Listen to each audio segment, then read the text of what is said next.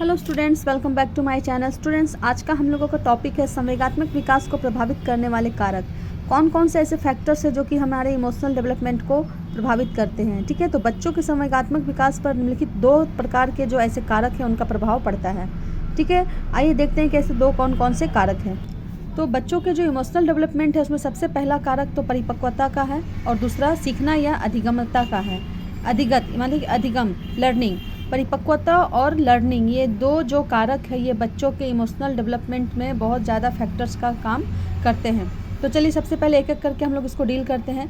तो संवेगात्मक विकास में परिपक्वता की भूमिका या महत्व क्या है, तो इसको हम लोग इस प्रकार से जानेंगे कि संवेगात्मक विकास को प्रभावित करने वाला एक प्रमुख कारक वास्तव में परिपक्वता है, मतलब मैचुरेशन है। संवेगात्मक विकास, संवेगात्मक मतलब क्या, ये आप लोगों को मैंने पहले वाले वीडियो में डील कर चुकी हूँ मैं कि संवेगात्मक होता क्या है।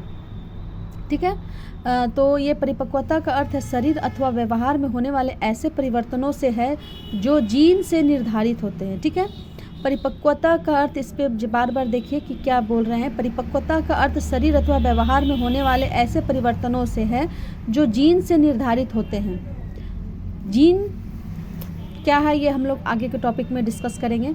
तो जन्म के समय शिशु में कोई स्पष्ट संवेग नहीं देखा जाता है। ब्रिजेट जो हमारे साइकोलॉजिस्ट 1932 के अकॉर्डिंग शिशु की आयु मतलब बच्चे की आयु जैसे जैसे बढ़ती है उसमें स्पष्ट संवेग विकास होते जाते हैं। 2 सप्ताह की आयु में सामान्य उत्तेजन स्पष्ट रूप से देखा जाता है।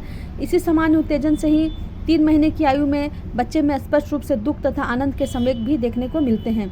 इसी तरीके से बच्चे जब 2 वर्ष की आयु तक पहुंच जाते हैं तो उसमें सभी प्रकार के संवेगों का विकास होता जाता है। ब्रिजेज के इस विचार से बच्चे के संवेगात्मक विकास में परिपक्वता का महत्वपूर्ण स्थान देखा जाता है। उसके बाद हमारे जो साइकोलॉजिस्ट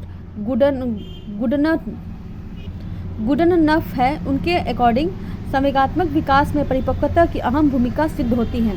देखिए, संवेगात्मक विकास को अलग अलग साइकोलॉजिस्ट ने अलग अलग ढंग से डील किया है। तो यहाँ पे जितने भी साइकोलॉजिस्ट हैं हम लोग उनके बारे में पहले चर्चा करेंगे। तो सबसे पहले हम लोगों ने चर्चा किया साइकोलॉजिस्ट ब्रिजेज के अनुसार, उसके बाद गुडनफ के, उसके बाद ग्रेसिल की चर्चा करेंगे, उसके बाद टॉमसन की चर्चा करेंगे कि इन लोगों ने क्या क्या अध्ययन किए हैं।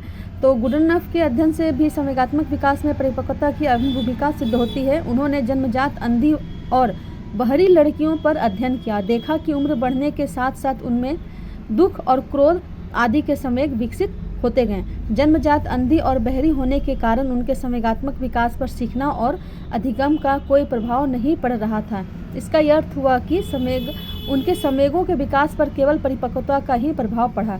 मतलब कि वो जो बच्चियां हैं अंधी और बहरी होने के कारण उन पर जो बाहरी कोई भी लर्निंग का प्रभाव नहीं पड़ा, लेकिन जैसे जैसे उनकी उम्र आयु बढ़ती गई उनके संवेगों का विकास पर केवल परिपक्वता का ही प्रभाव पड़ा। परिपक्वता का अर्थ है उम्र में बढ़ोतरी, ठीक है, मानसिक और शारीरिक रूप से आगे बढ़ना।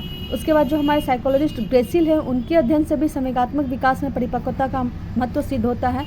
उन्होंने 10 सप्ताह के एक बच्चे का अध्ययन किया। इस आयु में उस बच्चे में भय का संवेग नहीं था। उस बच्चे को एक हवादार कमरा में बंद कर दिया गया। देखा कि 20 सप्ताह की आयु होने पर वह बेचैनी तथा परेशानी महसूस करने लगा। फिर जब उसकी आयु 30 सप्ताह की हुई तो उसमें स्पष्ट रूप से भय का संवेग देखा गया।